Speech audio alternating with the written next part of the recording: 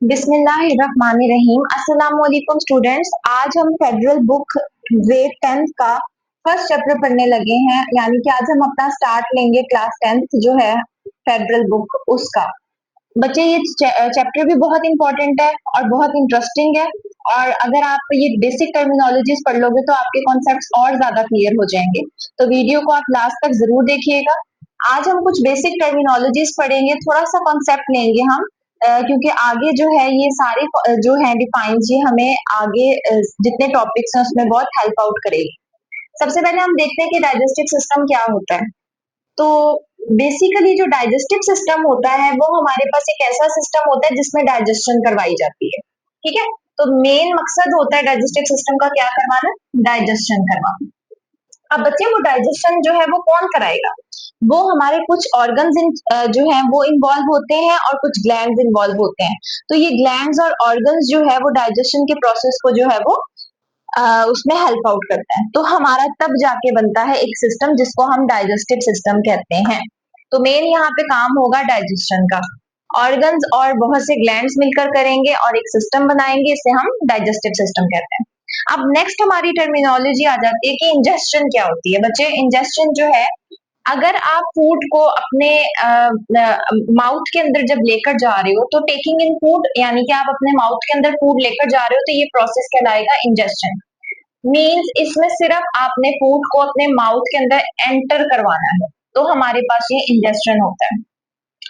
Second है हमारे पास terminology digestion. बच्चे डाइजेशन क्या होता है, इंजेस्शन में हमने सिर्फ और सिर्फ फूड को अंदर लेकर जाना है अपने माउथ के। डाइजेशन में हमने लार्ज मॉलिक्यूल जो है हमारे वो टूटते हैं छोटे मॉलिक्यूल्स में।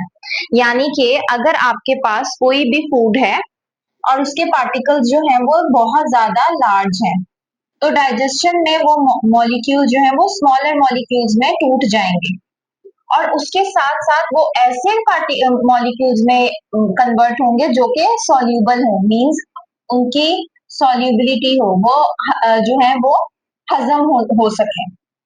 ठीक है, तो ऐसे प्रोसेस को हम डाइजेशन कहते हैं, जिसमें फूड के लार्ज मॉलिक्यूल्स टूटकर छोटे मॉलिक्यूल्स में कन्वर्ट होते हैं और वो सारे मॉलिक्यूल जो है वो सॉल्यूबल होते हैं। ठीक है, नेक्स्ट आ जाते हैं हमारे पास एब्जॉर्प्शन। बच्चे एब्जॉर्प्शन क्या होता है, एब्जॉर्प्शन में हमारे पास जो हमारे पास अभी डाइजेशन की वजह से सॉल्यूबल मॉलिक्यूल्स बने हैं वो आपके ब्लड में एंटर हो जाएंगे।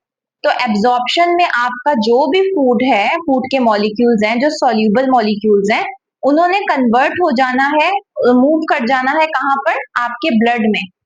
तो जब भी वो ब्लड में मूव करेंगे तो एब्जॉर्प्शन कहलाएगा। ठीक है, अब नेक्स्ट आ जाता है एसिमिलेशन। बच्चे एसिमिलेशन जो है, इसमें जो फूड के मॉलिक्यूल्स आपके ब्लड में गए हैं वो एंटर कर जाएंगे सेल्स में। तो अगर आपसे डिफरेंस पूछा जाए कि एब्जॉर्प्शन और एसिमिलेशन में क्या डिफरेंस है, तो आप बताओगे कि अगर सॉल्युबल मॉलिक्यूल्स आपके ब्लड में जाएंगे तो ये एब्जॉर्प्शन होगी, और अगर सॉल्युबल मॉलिक्यूल्स ब्लड से सेल्स में जाएंगे तो ये एसिमिलेशन होगी। बच्चे जब वो सेल में चले जाएंगे तो वो डिफरेंट पर्पसेस के लिए इस्तेमाल में लाए जाएंगे। जब भी कोई मॉलिक्यूल सेल के अंदर चला जाता है तो फिर उसको जो है किसी ना किसी काम के लिए यूटिलाइज किया जाता है। हो सकता है ये सेल ने जो मॉलिक्यूल जो है वो एंटर किया है उसके सेल के अंदर ब्लड से, अब वो मॉलिक्यूल यूज हो ग्रोथ के लिए या किसी और चीज के लिए, रिप्रोडक्शन के लिए, रिप्रोडक्टिव ऑर्गन्स बनाने के लिए, किसी भी मकसद के लिए वो यूज हो, तो इसको हम एसिमिलेशन कहते हैं। ठीक है, लास्ट हमारा स्टेप जो होता है वो इजेस्शन प्रोसेस होता है। बच्चे इजेस्शन में जो है हमारे पास जितना भी अनडाइजेस्टेड फूड होता है, यानी कि ऐसी खुराक जो हजम नहीं हुई, यानी कि जैसे कि आपने कोई भी लीफी वेजिटेबल्स खाए हैं और वो अनडाइजेस्टेड जो उनका पोर्शन है वो सारा का सारा आपकी बॉडी से जो है वो रिमूव आउट हो जाएगा। इस प्रोसेस को हम इजेस्शन कहते हैं। तो हमने बेसिकली ये 5 टर्मिनोलॉजीज पढ़ी हैं जो हमारे डाइजेस्टिव सिस्टम का हिस्सा है। पहला प्रोसेस होता है इंजेस्शन। इंजेस्शन में बच्चे हम खाना अपने मुंह के अंदर लेकर जाते हैं, अपने माउथ में लेकर जाते हैं। सेकंड है डाइजेशन। इसमें जो हमारे खाने के जो बड़े पार्टिकल्स हैं वो छोटे में कन्वर्ट हो जाते हैं और सॉल्युबल मॉलिक्यूल्स में कन्वर्जन हो जाती है इसकी। तीसरा है एब्जॉर्प्शन, ये आपकी ब्लड में जाके एब्जॉर्ब हो जाते हैं। एसिमिलेशन में ब्लड से आपके सेल्स में एब्जॉर्ब हो जाते हैं और इजेशन में जो अनडाइजेस्टेड फूड है वो आपकी बॉडी से रिमूव आउट हो जाता है। हमारे इस पूरे प्रोसेस, ये जो हमने 5 के 5 प्रोसेसेस पढ़े हैं, ये सारे प्रोसेस होते कहाँ पे हैं? मीन्स कुछ ना कुछ हमारे ऑर्गन्स जो हैं वो पार्टिसिपेट करते हैं और फिर जाके ये सारे के स्टेप सारे 5 के 5 स्टेप्स जो हैं वो अकम्प्लिश्ड होते हैं। बच्चे, पहला हमारा जो पार्ट है एलिमेंट्री कैनाल का, मीन्स हमारे डाइजेस्टिव सिस्टम का जो है वो पहला पार्ट है माउथ। तो फर्स्ट है पार्ट हमारा माउथ। सेकंड है ओरल कैविटी, यानी कि इसमें आप सारे के सारे टीथ आ जाएगा, हमारी टंग आ जाएगी। ओरल कैविटी में सारा ओरल पार्ट आ जाएगा आपका, जो भी ओरल कैविटी के हैं, जैसे टीथ वगैरह हो गया। आपके यहाँ पे ग्लैंड्स होते हैं वो भी पार्टिसिपेट करेंगे, आपकी टंग पार्टिसिपेट करेगी। तीसरा है फेरेंक्स।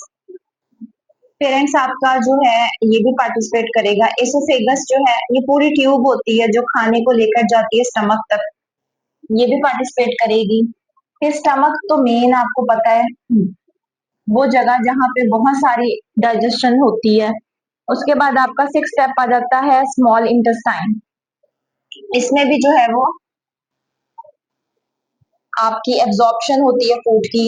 लास्ट है लार्ज इंटेस्टाइन, ये फाइनल स्टेप करता है, जितनी एब्जॉर्प्शन करनी है, जितनी यूटिलाइजेशन करनी है फूड की वो कर लेगा और वेस्ट मटेरियल को आपकी बॉडी से नेक्स्ट स्टेप यानी नेक्स्ट ऑर्गन की तरफ भेज देगा इजेशन के लिए, यानी कि अनडाइजेस्टेड फूड को रिमूव कर हो जाएगा इसके बाद हमारी बॉडी से। तो ये लास्ट ऑर्गन जो है लार्ज इंटेस्टाइन, ये जो है ये फाइनल काम कर देता है डाइजेशन का, और उसके बाद जितना वेस्ट मटेरियल है वो फिर हमारे नेक्स्ट ऑर्गन से जो है वो बॉडी से वेस्ट आउट हो जाता है। तो आज का हमारा टॉपिक था डाइजेस्टिव सिस्टम, जिसके हमने कुछ टर्मिनोलॉजीज पढ़ी हैं, कॉन्सेप्ट लिया है। आई होप कि आपके सारे कॉन्सेप्ट जो है वो क्लियर हो गए हों।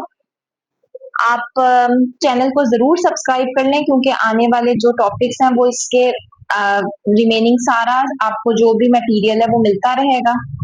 तो इसलिए आप चैनल को सब्सक्राइब कर लें। वीडियो अच्छी लगी हो तो वीडियो को जरूर लाइक कर लीजिएगा। मिलते हैं नेक्स्ट वीडियो में। अल्लाह हाफिज।